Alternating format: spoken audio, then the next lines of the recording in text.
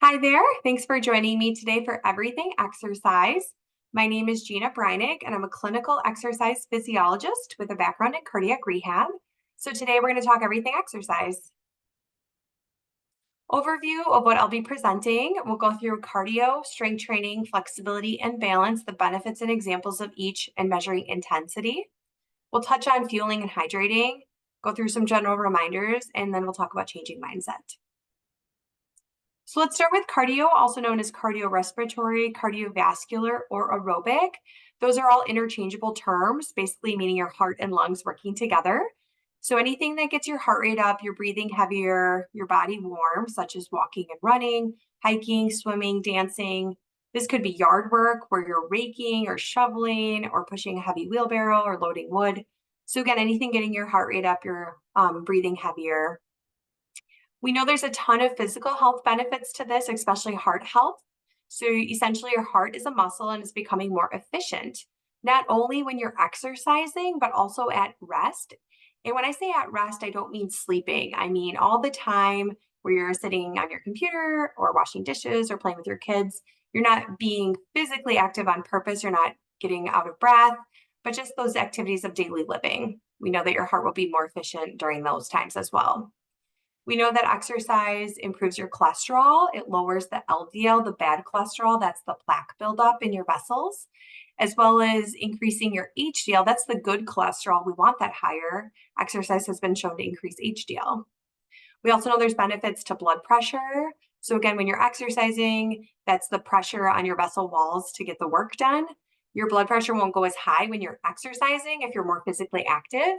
And also to be lower at rest. Again, that's the activities of daily living when you're not physically exerting yourself. So blood pressure, you can't feel it. That's something that you have to get measured at your doctor with blood pressure cuff. And so it's really important that you are active to keep those numbers in check and don't put as much strain on your heart if you're not active.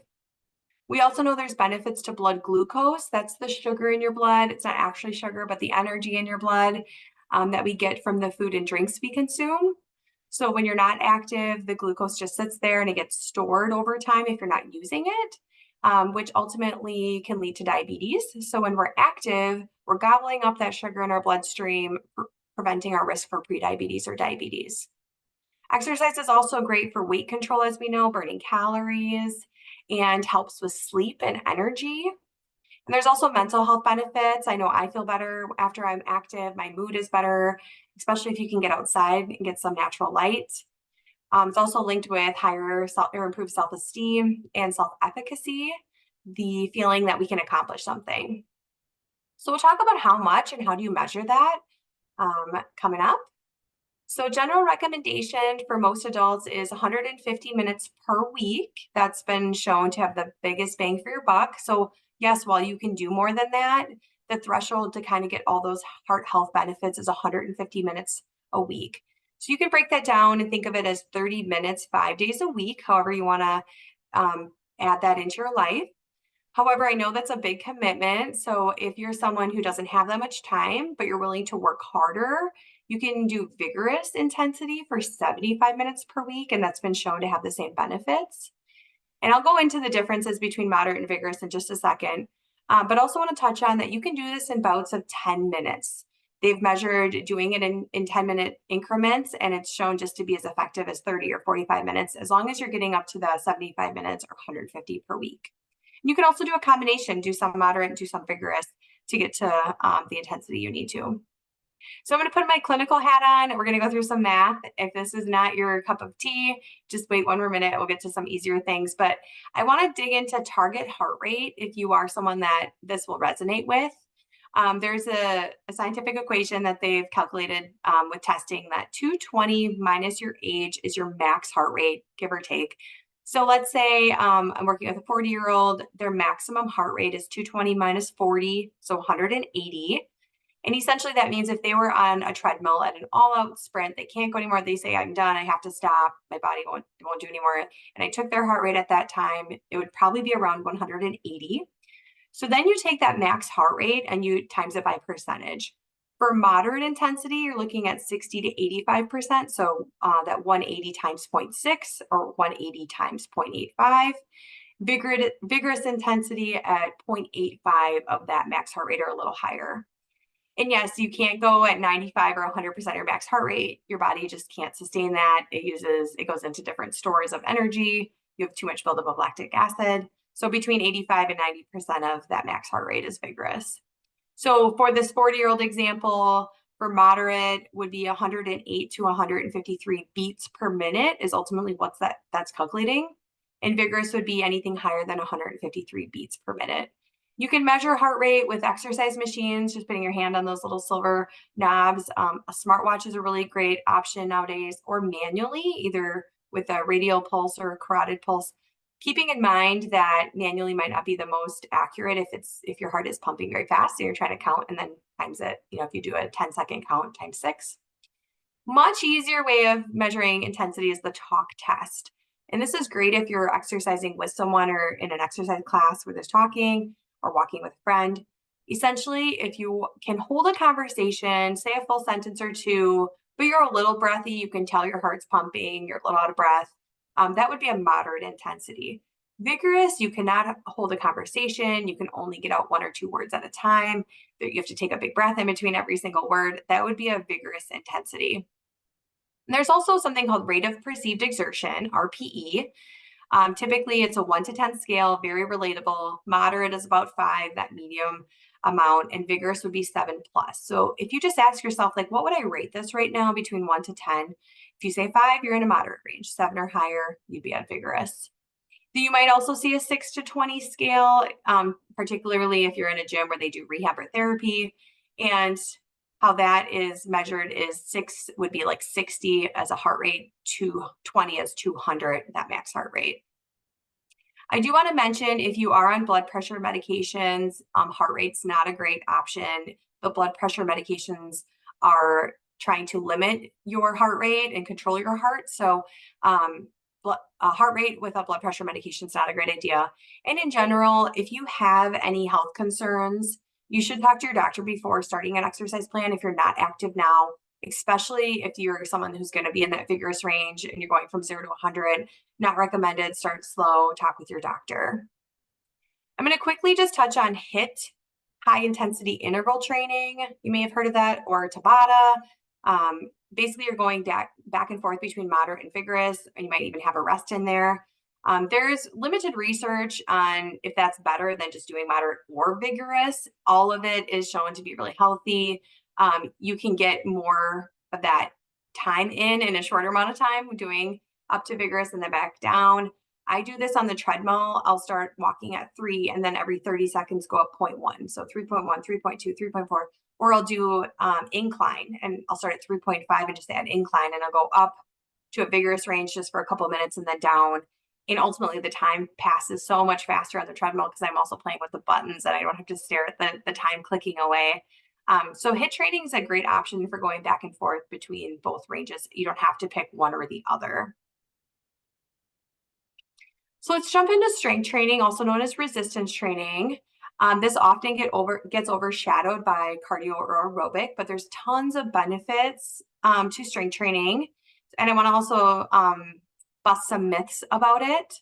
So the obvious one is your strength in your muscles is getting stronger to do general activities of daily living, such as going up the stairs or lifting a grand kiddo, anything, carrying the groceries in, things like that. But also is a joint protection benefit. So your knees, your elbows, your shoulders are ultimately getting stronger. There's also more research coming out that those that strength train have a higher caloric burn, even again when they're at rest. That's all that time during the day when we're not being physically active on purpose.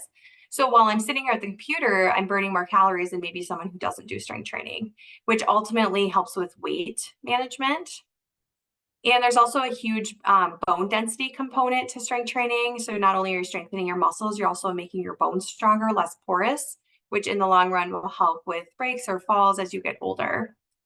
And there's also cardio benefits if you're doing a strength training exercise that gets your heart rate up. So I assume the lady in the picture is probably throwing this kettlebell up and back down. That's definitely going to get her heart rate up.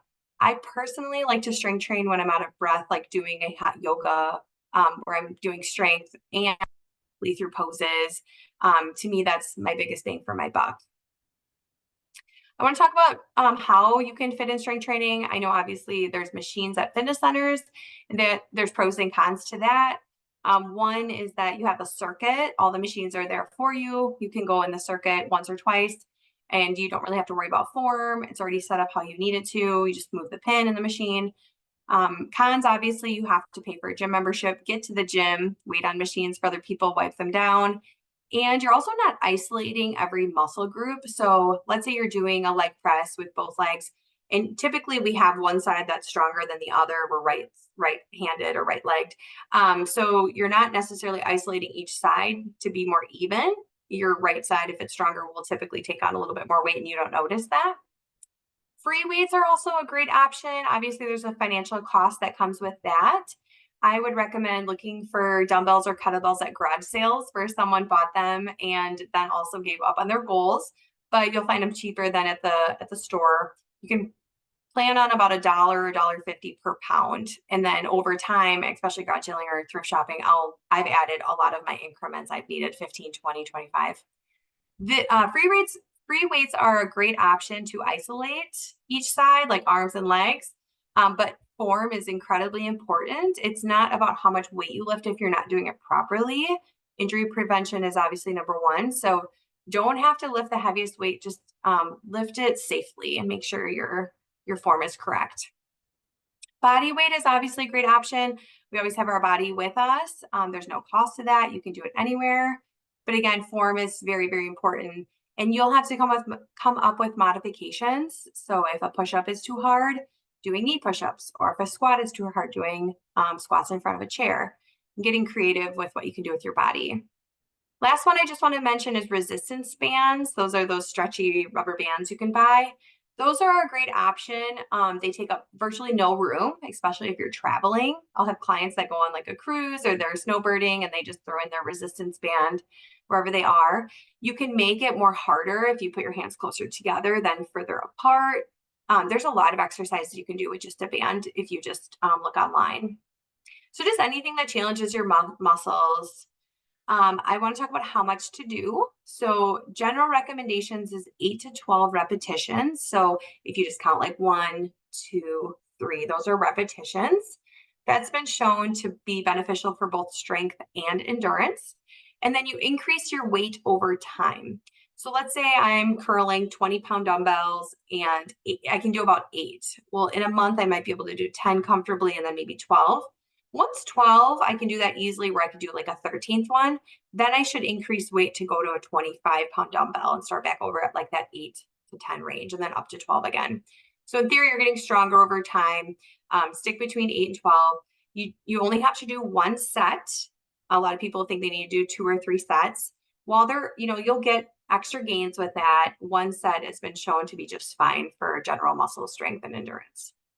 Now, if you're going for strength, like muscle bodybuilders, or you're someone who needs to throw hay bales, and you are truly going for strength, that is when you'll want to use a heavier weight. So you can go up to 5 reps, but that 6th one gets challenging. And if you're going for endurance, you just want to be able to do it's called a isometric contraction. You want to lift like your grandkid for a long time, hold it for a few minutes. So really, you're looking for endurance. Then do a lighter weight, but go to 15 or 20 repetitions. I would say if you're just looking for a general program, 8 to 12 is perfect. General reminders when you're strength training, make sure you breathe. A lot of people hold their breath, especially if it's a heavier weight. Make sure that spikes your blood pressure. So make sure you're getting that breath out. Warm up. Don't just start lifting on cold muscles. Do a warm up, like a short run or walk fast or jumping jacks. Get your body warm before you lift weights. Avoid locking your joints or hyperextending. Again, watching your alignment, proper posture.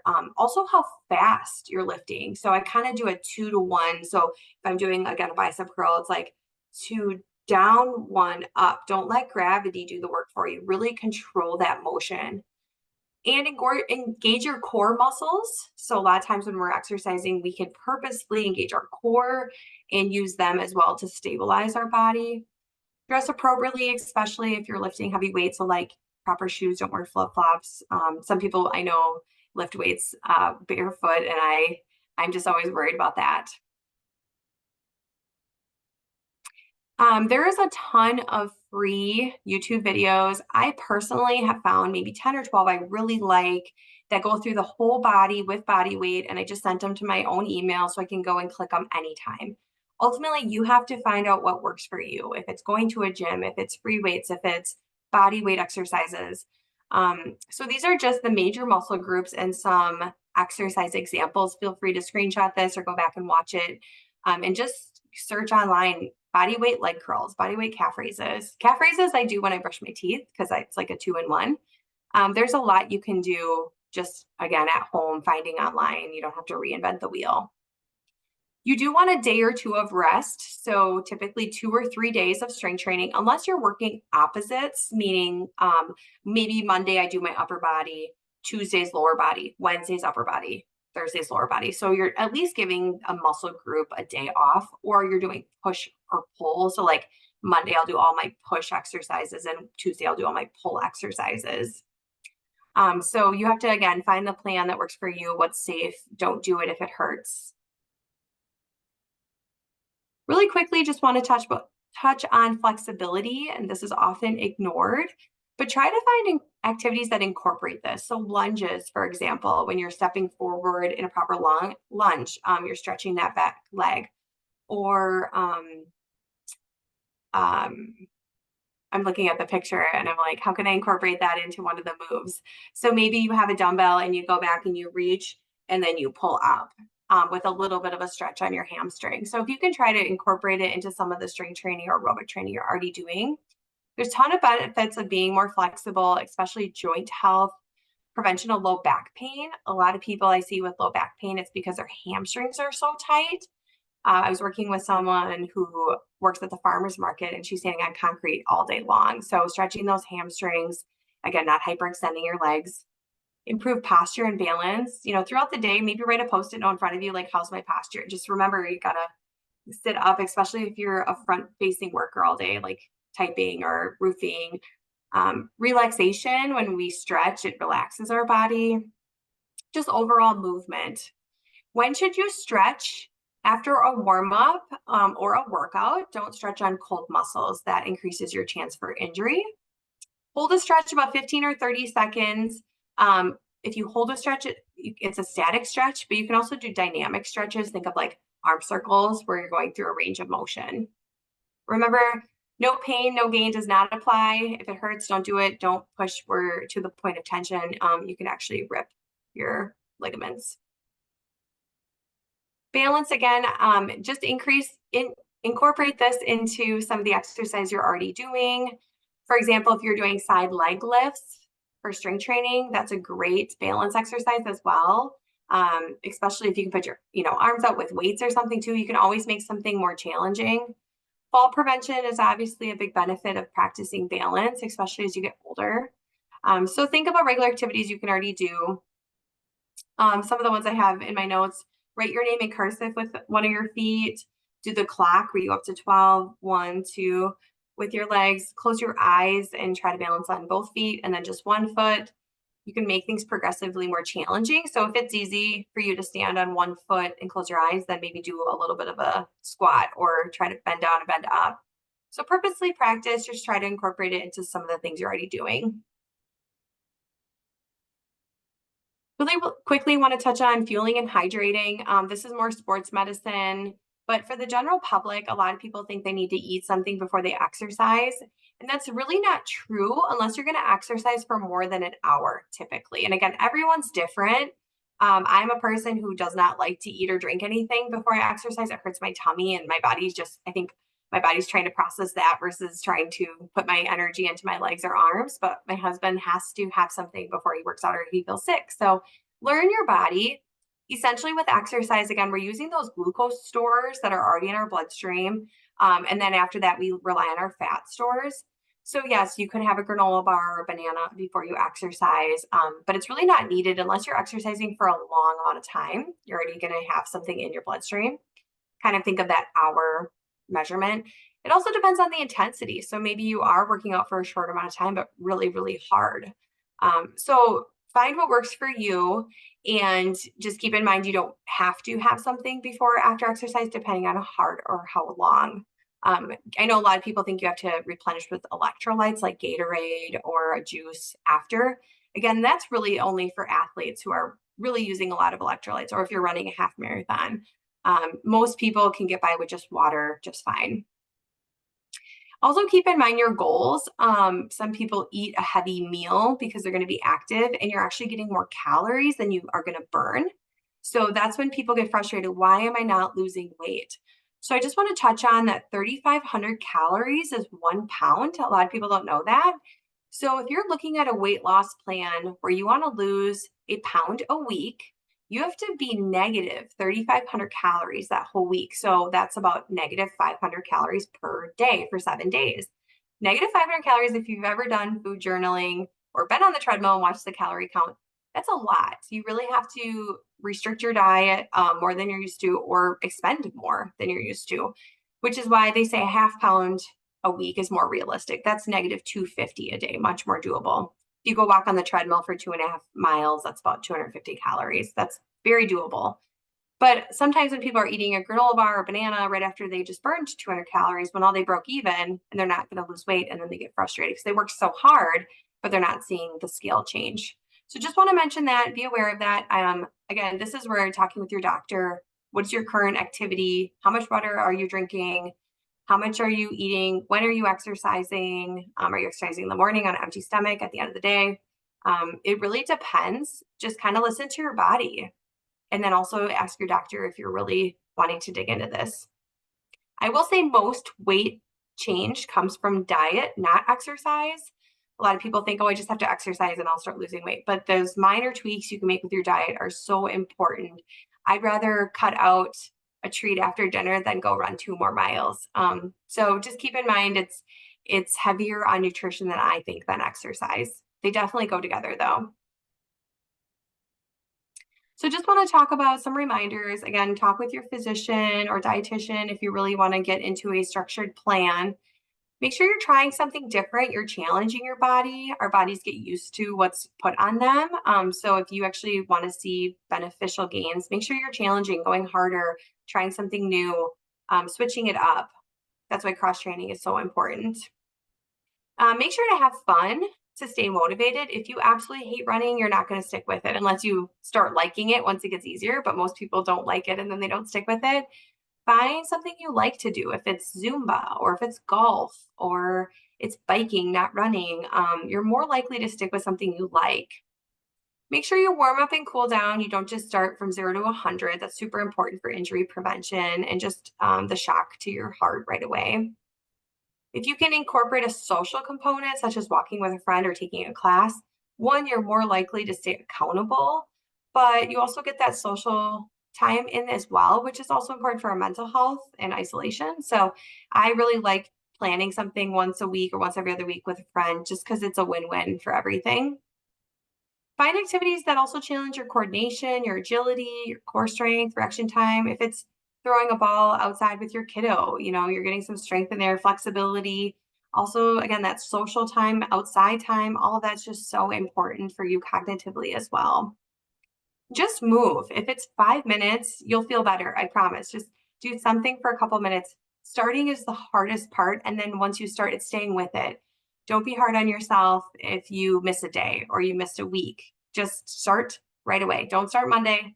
Start again. So that goes into making this a lifestyle. So I encourage people to actually write on paper your why. Why is this important to you? What is a better life going to look like? What are things that you wish you could do that are challenging? Put that in front of you, put it on a vision board, put it in your phone, text it to yourself, keep it at the forefront. That will help with your motivation. But ultimately, you need to set yourself up for success. Most people fail because they set too aggressive of goals. They think they're going to start working out an hour a day in January 1st. And that's just not realistic because you weren't doing it before. Can you fit in just 10 minutes before work or 15 minutes at lunch? Find something that's realistic. You're not going to stick with if it's too aggressive. Make a plan that's realistic for you. I personally have to work out between 5:30 and 6 because one, I don't like to get up any earlier than 5:30. and 6 o'clock my kids get up to go to school. That's just the only time during the day I can do it. If I miss that, I already commit to the day of just, it's not going to be a day I can fit this in. We are off to sports, we're off to dinner, baths. It's just, I'm too tired at the end of the day. It's just not likely for me. And then there's other people who absolutely aren't morning people, can't get up in the morning, and they have to do it at night. They like doing it at night when their kids go to bed. Find what works in your lifestyle. And I have to bug my husband, like, make sure I get up tomorrow, keep me accountable, put my phone in the bathroom so I have to get out of the bed to turn off the alarm, then I'm already up. A lot of times the action comes before the motivation. If I waited for my motivation, I probably would never be active. So it's ultimately just about discipline, putting it into your routine, making it a lifestyle, just like we do brushing our teeth. So find, the where, the who, the what that works for you. Don't be hard on yourself if you miss a day. There's an expression, don't let a slip become a slide. And I love that because there's days where I slip and I'm just not going to let it become a slide. And I'm going to just get back at it tomorrow. And I missed today. And that's okay. I got to get on with my day. I got to get some other things done. And that's okay. Don't let it just wreck your mood for the whole week or the whole idea of being active. Another example, I read this in a discipline book, is like waiting for water to boil. So a lot of times people give up before the water can actually boil, or ice melting. So this is another example where the ice block is sitting there and it's starting to melt, but it just hasn't melted yet. People just for that threshold of it melting. So that, and when I think of, like, sometimes I'm on the treadmill, I'm not reaching my goals as fast as I want. I'm like, you know what? The ice just hasn't melted yet. It's getting there. I have to stick with it. So those are just some general reminders. I hope you found something that was helpful and resonated with you. So thank you for joining me today, and good luck on your journey.